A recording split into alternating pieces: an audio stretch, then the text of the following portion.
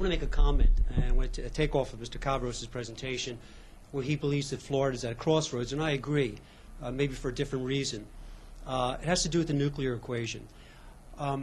Every year the PSC requires utilities to provide a 10-year plan for baseline, I think, electricity, how they're going to generate it. And in this year's plan released in November, December of '09, it calls for the years 2016 to 2018 going from 13% nuclear to roughly about 25% nuclear. I frankly don't think that's going to happen in light of the fact that the PSC just shot FPL and PE down for rate increases. So I just can't see these plants coming online to provide those kinds of numbers. So don't know where the electricity generation is going to come from at that time frame. But it seems we're sitting in a unique position for a renewable portfolio standard this year as a transition year, just looking at those numbers alone and saying, hey, we have to have a plan in place, whether it's renewable or nuclear, really doesn't matter. We're talking about electricity in general. I first want to congratulate those who are doing such an excellent job in conservation and demand-side management, because we've actually pushed our forecast back to 2020 for a need for power. So well done. But that does make it a little bit more challenging to integrate new renewables and new power into the grid when you already have a 30% reserve margin. So I think that's one of the factors, and I hear what you're saying about nuclear, and I think you're on track with that. So where will it come from? I think as we start doing more with integrated resource planning and incorporating solar and other renewables into the mix, we'll be ready at 2020 with the right mix at that time. Thank you. It's been a great set of presentations today.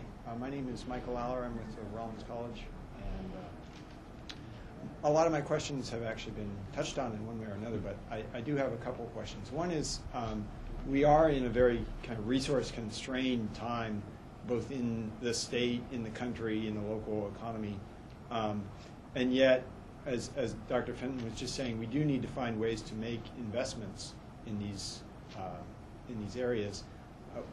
Dr. Fenton talked a lot about energy efficiency. What are some ways that we can try and kind of push energy efficiency, because that is the most cost-effective way, but how can we get that message across to the people who need to know? What are some specific policy things that we can do to get energy efficiency pushed forward, first of all? And then second of all, given the importance of setting prices, setting a price to kind of follow on behavior, given the problems that cap and trade has had and others, what are some things that we as a state can do that we could try and or at a local level that we can try and push these things forward? Thank you. I think I can handle the first one here. A little tough time with the second one. As George has pointed out and several others have pointed out, efficiency is the low-hanging fruit. Okay, the problem that we often have is this upfront cost to pay for insulation, better windows, so on and so forth. Okay, I remind everybody that you get a 30-year mortgage usually when you buy a piece of property. And so if we come up with some policies where there's some ways to have us finance these things, often with paybacks of 5 years, 10 years, and so forth, we're going to get one-stop financing, one-stop shopping to go ahead and make the improvements.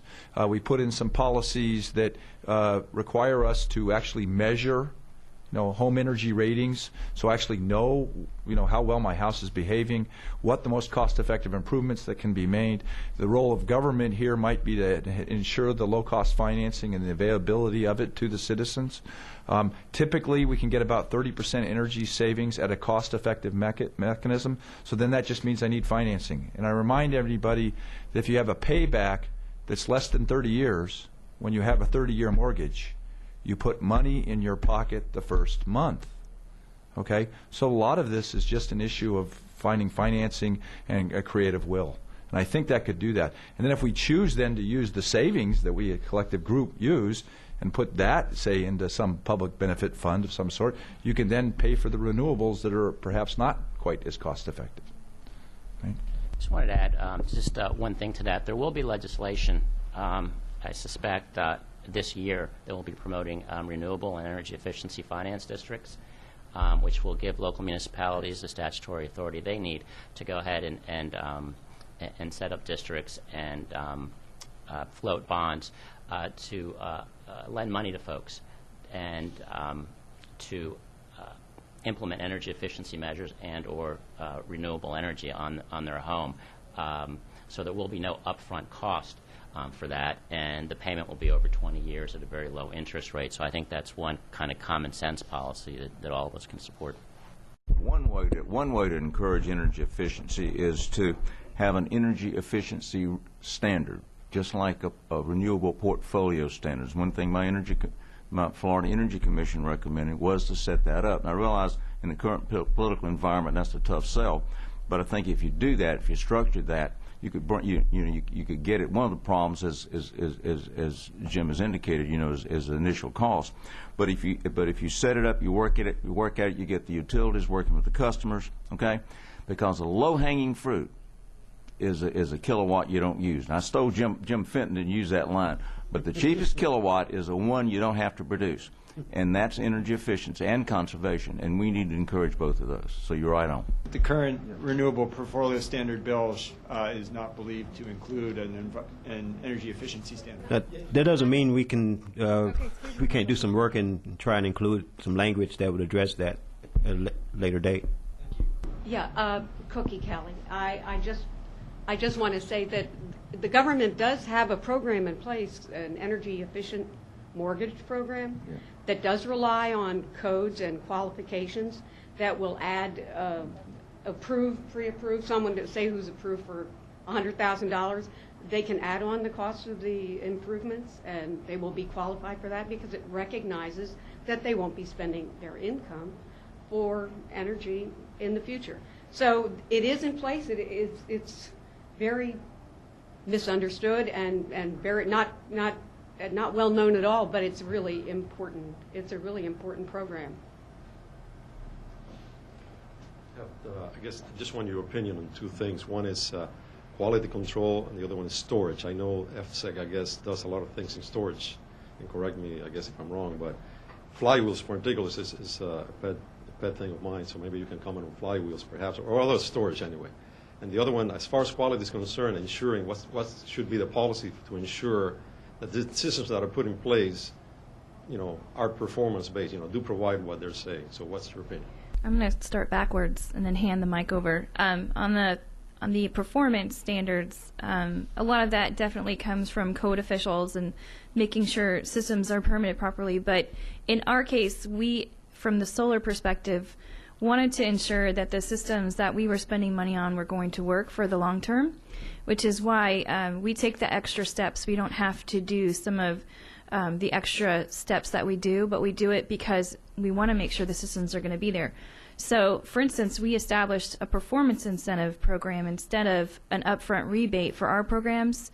Yes, it's a little more complicated, and yes, it's a little more involved, but we feel that it's the best way to ensure that we are getting our money's worth and that the customer is getting their money's worth.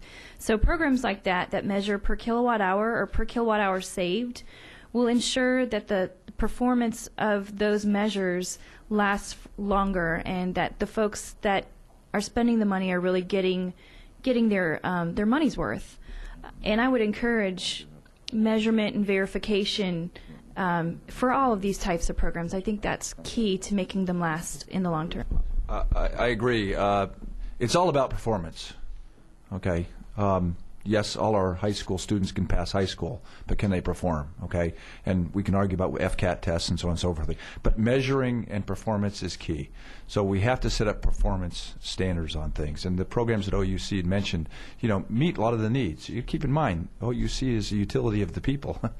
Okay, so that makes sense that they do some of those things.